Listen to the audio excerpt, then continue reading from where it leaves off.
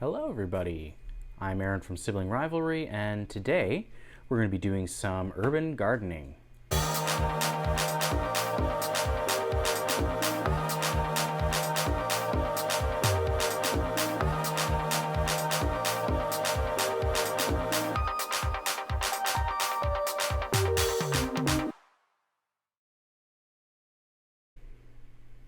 Welcome back from the intro. So like I said, today we're going to be doing some urban gardening. We're actually going to be doing mostly indoor stuff. In this part, we might do a future episode outside, but it's still a little cool and a little, we're not past the threat of frost here in Toronto, so it doesn't make sense to plant anything outside right now. It is getting nicer though, the weather's actually improving, so that's nice. Yeah, what we're going to be doing is reusing the click and grow lights, which we'll show you later on in this video, for plant pots rather than just for exclusively the click and grow unit. So to start out, we've got some seeds that we purchased at Walmart. The reason we kind of had this idea was when right before this whole coronavirus thing became a pandemic officially, Val and I had the genius idea of going to Walmart and buying some fresh vegetables, maybe some fruit, and whatever we didn't eat, we would plant and grow from, like scraps. If you're not familiar with that process, a lot of plants and vegetables in particular that you eat can actually be regrown from scraps. Carrots, potatoes, lettuce. I know potatoes technically aren't a vegetable, but I'll just group them into the vegetable family for now. We went to the Walmart by our house, went to buy some vegetables, and we saw that the vegetable section was just completely picked over. The only stuff that was left was canned and like otherwise non-plantable sort of veggies. So after a while, it kind of hit us pretty hard. We grew up in the country and we always were able to grow our own food, and just the thought that we weren't able to do that kind of hit us really hard. Fast forward a few weeks, we were at a different Walmart that was surprisingly well stocked considering everything, and we found these seeds. So what we got was some tomato seeds, some cauliflower seeds, some green onions, some carrots, and some peppers. Now these are all great, maybe with the exception of cauliflower, but we just like cauliflower. Cauliflower's good. Used to hate it growing up, but it's actually pretty tasty if you prepare it properly. Peppers, if you've ever eaten a red pepper like this, you'll know it's full of seeds, and we've actually grown some peppers from those seeds that you get at the store in the past. Carrots are always good. They're essentially a weed. Like more or less, if you've ever seen Queen Anne's lace, the plant, it is I want to say an ancestor of the carrot. It's essentially modern carrots are derived from that plant in selective breeding. It's kind of like a parsnip if you've ever eaten one. Yeah, and onions, green onions are cool because you just kind of clip off the top and it just keeps growing as long as you use proper fertilizer and maintenance. And tomatoes, same sort of boat as peppers. Loads of seeds in there. You just kind of make sure that you pull the seeds out and you save them and you dry them out, and then you can replant them. So we've got a bag of potting mix here that we managed to grab from the same Walmart. You could also just, if you don't have access to potting soil or something, you could theoretically just grab some dirt or some soil from outside. Ideally, you would want to just grab dirt because dirt and soil are actually two different things. Soil has nutrients and microbes and stuff in it. Dirt is literally just dirt. So if you're going to grab some stuff from outside, just use a shovel or something, dig up some dirt, and then go underneath, grab the soil and use that. But we're just going with potting mix, nice and simple. We've got a few different pots from houseplants we've had over the years. We always just make sure to keep them. And if we go to Value Village, or another thrift store, we keep an eye out for any nice ceramic pots. You also have some nursery pots. These are the plastic ones that sometimes you get your plants in if you buy them from a nursery.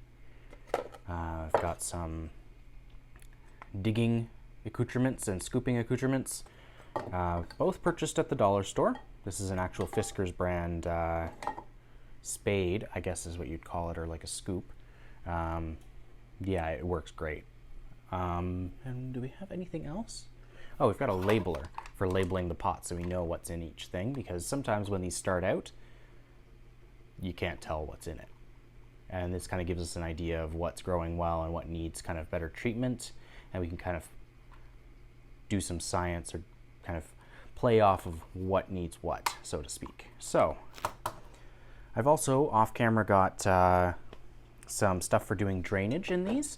It's just some rocks, some marbles, some golf balls, pretty much anything that kind of takes up a bit of space. And that's something you always want when you're planting, is drainage. You don't want your soil to just kind of soak all the water in. It might work fine as long as you don't water too much, but it's better to have drainage because it allows you to kind of have a simulation of how actual soil outside would work with the aquifers and everything. So you have your drainage at the bottom that can kind of hold some water if need be. If there's too much water in the soil, it'll drain through to the drainage, and then the plant can always draw on that later if it needs it. The idea is that it kind of self-regulates. So I'm just going to set this off to the side here, and we're going to get started in just a ticket. So we have, let's see, I've got 5 of these, so, 6. Okay, so we need 6 pots. I kind of went a little overzealous. We brought out all of our pots here. We might not use this little guy. He's cute, but yeah, it'd be good for like peas or something. Yeah, we also have some garlic that we bought that has started to sprout. If you didn't know that, garlic is a bulb, kind of like tulips, and it will sprout on its own. So we're going to do some garlic today as well to show you what you can do. And yeah, let's get started here. So I'm going to put some drainage in these. So we've got 1, 2, 3, 4, 5, 6. 6 pots. Okay, let's see if we can find a nice nursery pot. So the nursery pots work great with the drainage to kind of ensure that your plant doesn't get overwatered. It kind of gives you a barrier between the dirt and the drainage, and it allows you to kind of take the plant out and put drain the drainage if need be, if it gets kind of nasty or starts attracting bugs. We've had some pretty grody experiences with drainage in the past, where when we brought new plants into the house, they came with millipede eggs, and we took the plant out of the pot to clean the drainage out, and we were overwhelmed with millipedes. So that was fun. Val's just grabbed me some garlic. So I have fit, yeah, we'll do that, and we'll do this guy in here. So as you can see, you want something that just kind of fits in there just a little bit. So you want something that has a bit of it's a bit smaller than it needs to be, or a bit smaller than the pot, I should say. So now that we've got those matched, we are going to grab some rocks. I'm trying to see, there was some rocks in here. We actually got some quartz rocks. Get these from a craft store or even Walmart. Good old Walmart. Okay, let's do this guy first. This might be a little loud. You just want to kind of cover the base of the pot. Hopefully that shows up on camera well.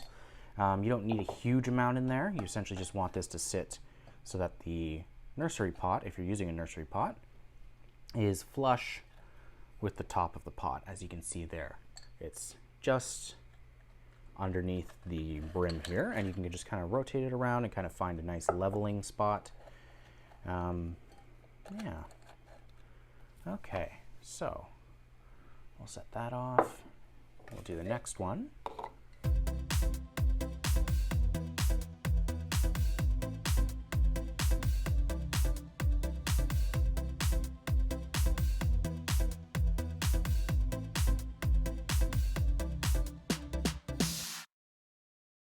I'm going to label these guys just before I get too far ahead of myself.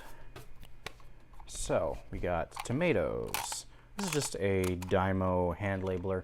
You could use a marker if you really wanted to. We just like to use the labeler so that we don't leave any marks on the pot, because these are easily removable. Okay.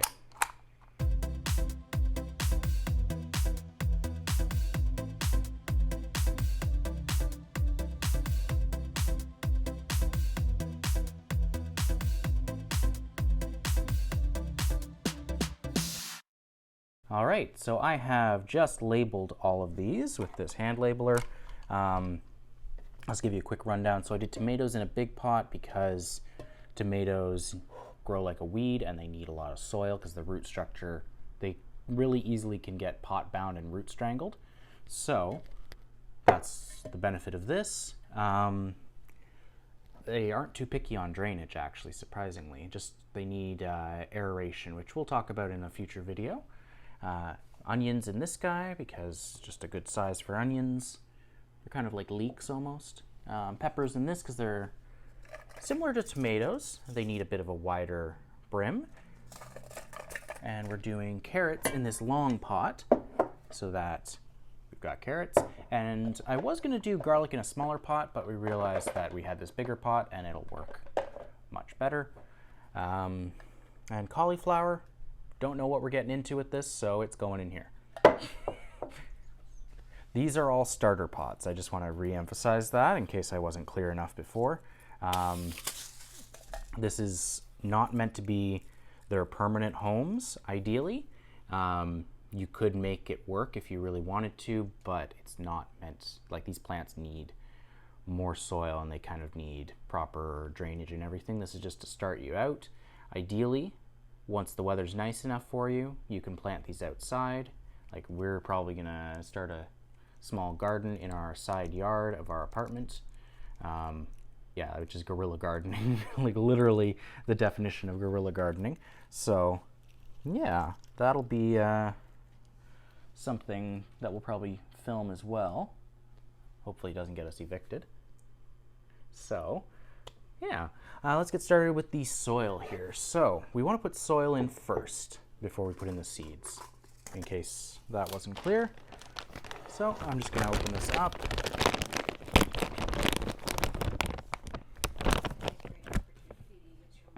Yeah, this would be a great opportunity to use my multi-tool if I had it on me.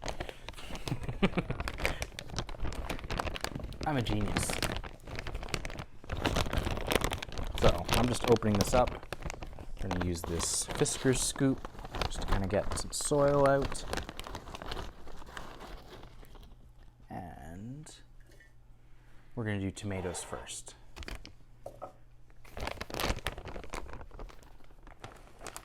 You can actually just pour the soil in.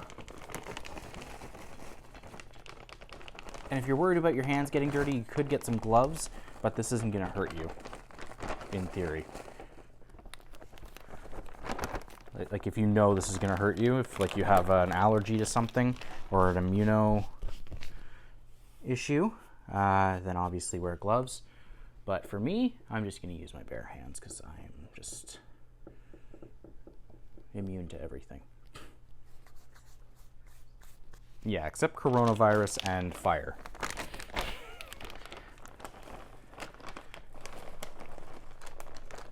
Be smart and wash your hands. No amount of eating dirt will prevent you from getting the coronavirus.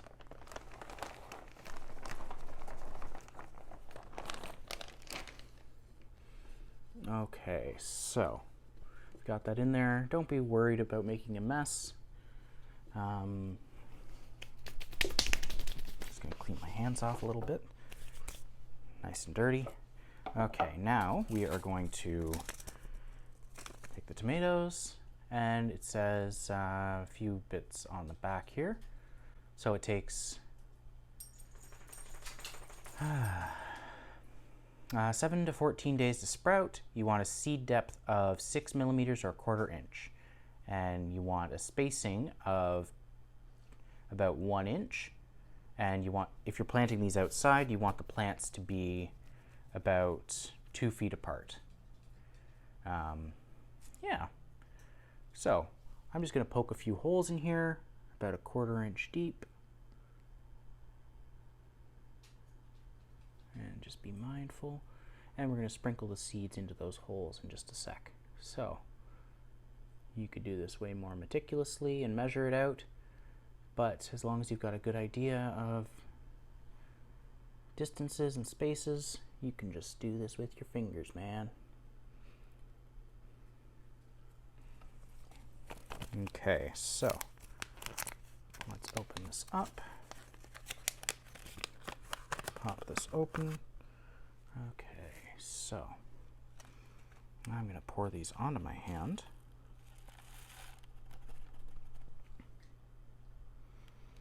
And maybe we can get a shot of that. I don't know if that'll show up well. I'm just going to take a pinch, put them in, cover the hole, put them in, cover the hole. Tomatoes are incredibly forgiving. I have literally grown these in like a dorm room.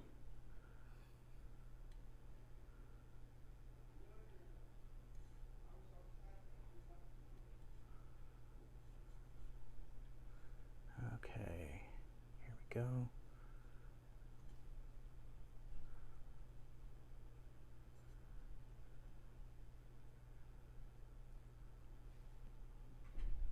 Okay, we'll do that. And last little bit. Just gonna sprinkle them on, just kind of mix the soil, get a nice coverage, and just tamp the soil down a little bit. And we are good to go for now on this. We're going to go to the next step, or essentially repeat this with all of the plants.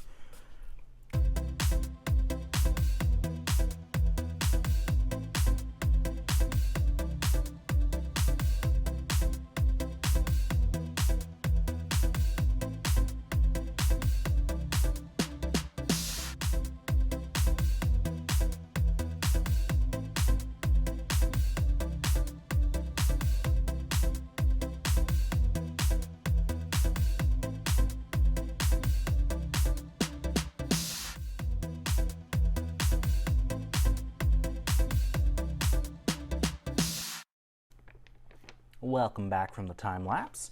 So we've just got the garlic left, and the reason I left this is as a separate thing is it's actually different for planting bulbs than it is for planting seeds. So with bulbs, still you want to have the dirt in the ground. So I'm just going to finish scooping this in, and we might need to open the other bag just to get everything in there.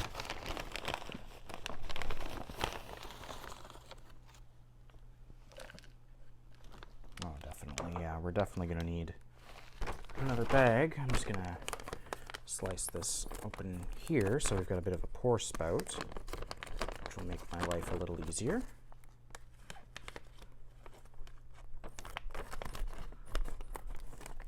There we go. I've got a pour spout. Just going to pour the rest of the soil out of this bag into there.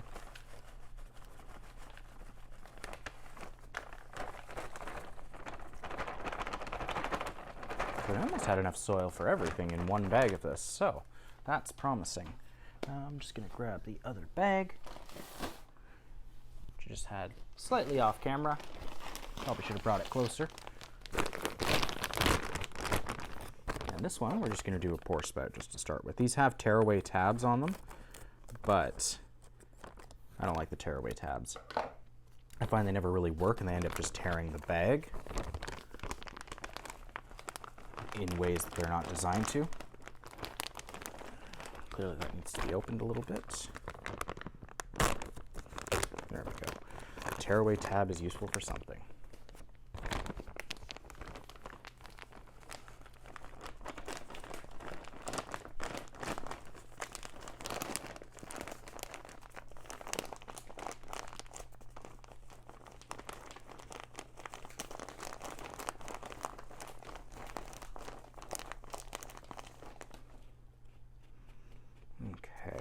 So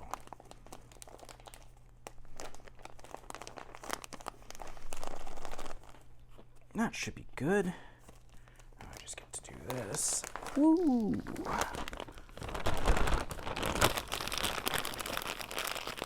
Okay, pack that up, set that over here, and right, we've got the soil in there. It's nice and tamped down. Okay, so I'm gonna grab this garlic. So you just want to remove any loose skin if it's there, and you just kind of plant these into the soil. I don't know what that, oh, that was probably the 3D printer that just made that noise. Ultra base. So you just kind of have these so they're poking out just a little bit. Plant them in. Yeah, with garlic, if you're growing it from seed, which you actually can occasionally, if I'm not mistaken, you want to, it's a tricky thing. I remember my dad growing garlic from like, yeah, it was a whole thing. But bulbs, you just kind of stick them in like that, and they'll just sprout out, and they'll form more bulbs as they go. Essentially, they'll just kind of branch out. And now I can just smell garlic everywhere, which is kind of nice. All right, and Val was kind enough during the time lapse to grab me some watering cans. So, oh, and he spills the water on the table, just like every other time.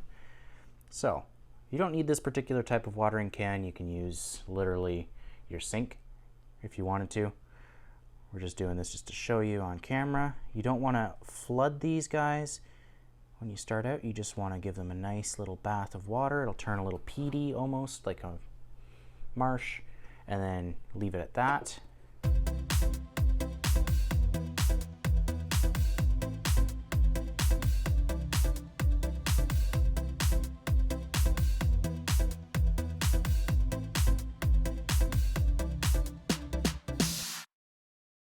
Okay.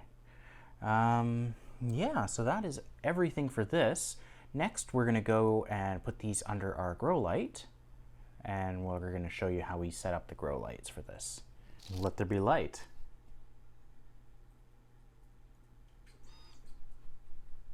Okay, so as you can see here, we've got these adapters that allow us to use the Click and Grow light without the Click and Grow base, like I mentioned earlier. These are a design that you can download from Thingiverse. We'll have it linked down below. Kudos to the guy who released them. I was about to design them, and then Val was like, well, it's been a while since we've looked at Thingiverse because they've just been a nightmare. Let's take a look. So we took a look, and they were literally the first thing that popped up. So I've also, if you haven't seen the video, we've got a video somewhere up here where I adapt the design to work with the Click and Grow 9, or no, the Click and Grow 3, I should say, because, spoiler alert, these posts aren't interchangeable. Haha! But yeah, so the idea is that you would set this up on a table or a shelf. We actually have a Hyllis shelf from Ikea that I've taken the middle shelf out of. It's like the squat one. This should, in theory, fit in the larger one, the like the 4-level one. We did do the measurements, and it looks like it should fit perfectly fine in there, but on the smaller 3 one, you might just have to take out the middle shelf, and that allows you to kind of put one inside the shelf and one on top, which is what we're going to be doing, because we have 3 of the Click and Grow 9s. One is currently in service as a Click and Grow, and the other 2 are being turned into these sort of grow lights, which are great because they have the timer built into them, so all we need is a power bar. Again, or maybe not again, but in case you're worried about not having these things, you don't necessarily have to use plant pots. You could use mason jars, you could use tin cans, you could use literally anything. If you have a 3D printer, you could 3D print a pot. I know that's something that I'm going to look into doing in the future, and we might have a video about that as well.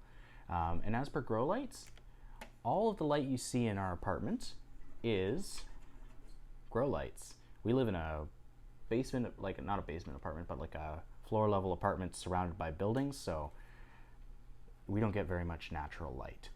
It's like dark AF in here most of the time, and the grow lights are great.